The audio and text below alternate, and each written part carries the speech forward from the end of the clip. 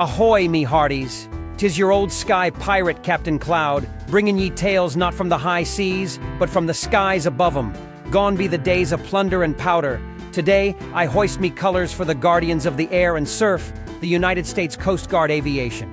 Each rescue we witness is a testament not just to bravery, but to mastery of the winds and the waves. Whether it be the mighty MH-65 Dolphin darting like a gull over the blue, or the steadfast MH-60 Jayhawk lowering its crew into the storm's belly, these aviators do the work of Neptune himself. So tighten your rigging and ready your spyglass. We're about to ride the rotor winds through July's real-life epics, from desperate calls for help to daring hoists that defied Davy Jones himself. On the 24th day of June, not far from the rocky shores of Molokai, a lone mariner found himself in dire straits. His vessel lost to the deep, he clung to a bait box. His only lifeline, adrift in the swells 2 miles southwest of Ilio Point. The call was swift. A mayday picked up by Coast Guard Sector Honolulu. Within moments, the order was given.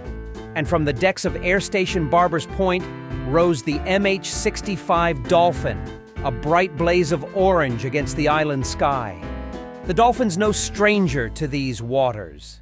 She's a twin-engine marvel, nimble and built for search and rescue, especially close to shore where the seas churn unpredictable. 4 souls crew her: 2 pilots, a flight mechanic, and a rescue swimmer, all bonded by training, forged in readiness. As the blades carved through the Pacific breeze, the crew ran their checks. Navigation plotted, weather assessed, eyes peeled for the faintest sign of life. It didn't take long. There, amidst the choppy sea, was the castaway. A speck in the blue, barely more than a shadow, clinging to that bait box like a barnacle to a hull, exhausted, alone, but still fightin'. The Dolphin circled low, its hoist cable unspooling. Down went the rescue swimmer, cutting through the air and into the ocean's grip. This ain't just a job, it's a calling.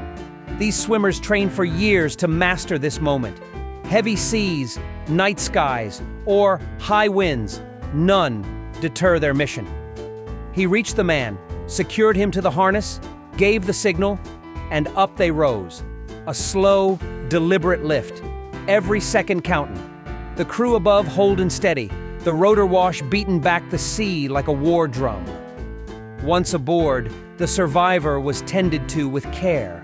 Warm blankets, vital checks, words of comfort. All while the Dolphin banked toward land, bringing another life back from Neptune's doorstep. 3 minutes and 27 seconds of footage. But behind it, years of drills, discipline, and unwavering purpose. This is the work of the U.S. Coast Guard. Quiet, relentless, and ever ready. No medals were handed out that day. No headlines screamed. But a life was saved. And that's treasure enough for any crew. From the salt-swept shores of Hawaii, we now set our course inland, where not the sea but sudden storms brought danger. In the green hills of Texas, rising floodwaters turned calm campsites into chaos. And once more, the Coast Guard answered the call. 'Twas the 4th of July, not at sea, but deep in the heart of Texas, where the Guadalupe River runs gentle, till the skies opened up and turned sweet summer into a flooding nightmare. At Camp Mystic, nestled among the trees and limestone, campers rose not to birdsong, but to chaos. The river surged, rising 26 feet in less than an hour, reaching near 38 feet before dawn. Cabins swept away, roads vanished, and more than 200 souls, many just children, were stranded in the dark. That's when the Coast Guard answered the call. From Air Station Corpus Christi, an MH-65 Dolphin took flight, call sign Rescue 6553, cutting through storm clouds like a saber through sailcloth. At the helm, Lieutenant Ian Hopper and Lieutenant Blair Ogiofor. Behind them, Petty Officer Seth Reeves working the hoist, and Petty Officer Scott Ruskin, rescue swimmer and brave soul newly minted to the crew. Now Ruskin, he wasn't just dropping into a rescue, he was the first responder on the scene. As floodwaters churned, he moved through the camp like a phantom, guiding the stranded Lifton spirits, setting up evac points on higher ground. He stayed behind when others lifted off, calming the fears of cold, soaked campers, some just 7 years old. One by one, they were hoisted, 10, 15 at a time. Some airlifted out, others guided to waiting buses by Ruskin's steady hands and iron will. For hours, he worked without rest, saving over 165 lives with little more than a rope, a voice, and the heart of a lion. The mission was hard. The losses, harder still. 27 were taken by the waters that day, including Camp Director Dick Eastland, who stayed with his charges till the very end. But without the Coast Guard's watchful wings, the toll would have been far greater. When the skies cleared, medals were given. Distinguished flying crosses, air medals.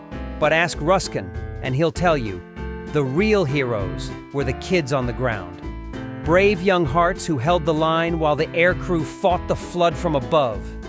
It weren't treasure they pulled from that storm, but something far richer. Lives saved and courage proven.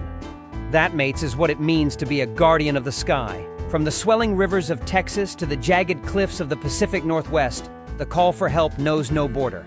Next, we chart a course to the wild shores of Oregon, where sheer rock faces and pounding surf left 2 young souls stranded, and only the wings of the Coast Guard could bring them back to safety. On the 5th of July, along Oregon's rugged coast, 2 14-year-old lads found themselves trapped on the cliffs at Road's End Point. No way up, no way down, and the sea below ready to claim them. The local crews couldn't reach them. Too steep, too risky. But what the ground denies, the sky provides. From Air Station Astoria came the MH-60 Jayhawk, a long-range lifeline in orange and gray. She hovered steady above the rocks while the rescue swimmer dropped, cutting through wind and salt air to reach the stranded boys. One by one, they were hoisted from that cliffside, lifted from danger with rope, harness, and the calm grip of a seasoned hand. The boys were safe. The crew, silent and steady, turned back to base. Another rescue etched in the log of Coast Guard valor. From the wild coast of Oregon, we now shift our sails inland to the calm blue waters of Lake Michigan. But even calm waters can hide sudden peril, and when a medical emergency struck aboard a vessel near Nahma, the call once again went skyward. 13 days into July, the Great Lakes sat quiet, but trouble as ever pays no heed to fair skies. Near Nahma, Michigan, a vessel called for help, a medical emergency aboard, a mariner in need of urgent aid far from any harbor. From Air Station Traverse City, the MH-60 Jayhawk launched once more. She's a workhorse of the inland seas, built for the long haul, trusted in the worst of weather. This time, her mission wasn't storm nor flood, but the race against time itself. As the Jayhawk reached the scene, Petty Officer Second Class Ryan Watkins prepared for the descent. An aviation survival technician trained for both water and air, storm and still, he dropped from the sky like a guardian angel in orange. Below, the vessel rocked gently, but the stakes were high. The patient needed stabilizing and swift evacuation. With steady hands and calm urgency, Watkins secured the man to the rescue harness.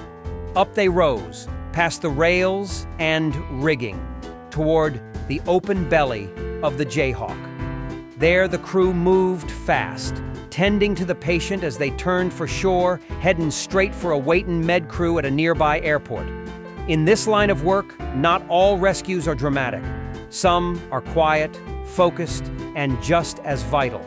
A life saved, a family spared grief, and the crew once more proves their mettle. From the inland calm of Lake Michigan, we return now to the open sea, southwest of Sanibel Island, where a call came in from 138 miles out. A man in distress, symptoms of a stroke, and time running short. The Coast Guard took to the air, and the race was on. 14th of July, 138 miles southwest of Sanibel Island. A call crackled in. A 77-year-old man aboard a vessel, suffering stroke-like symptoms. No time to lose, no dock in sight. From Air Station Clearwater, the Coast Guard launched into the deep blue aboard their MH-60 Jayhawk. Engines thundered, rotor blades cutting the humid Gulf air as they raced across open sea. Upon arrival, the crew wasted no breath. Down went the rescue swimmer, moving with practiced precision. The patient was secured, lifted skyward, delicate, urgent work done steady and sure. Back aboard, they turned for land, carrying not just a man, but a heartbeat fighting to hold on. And thanks to the skill of that Clearwater crew, he made it to shore, to care, to another chance. Another day, another rescue, quiet, quick, and carved in courage. And there you have it, mates. 5 tales of courage aloft, where rotor blades meet the storm and hearts beat steady against the odds. From flooded camps to cliffside perils, from inland waters to open Gulf, these Coast Guard crews chart a course where others dare not fly. No treasures richer than a life saved. No legacy stronger than duty answered. And to those who fly under the banner of the Coast Guard, Captain Cloud tips his hat and salutes ye skyward. Until next time, may your skies be clear, your engines true, and your purpose steady. This be Captain Cloud, signing off from the winds above.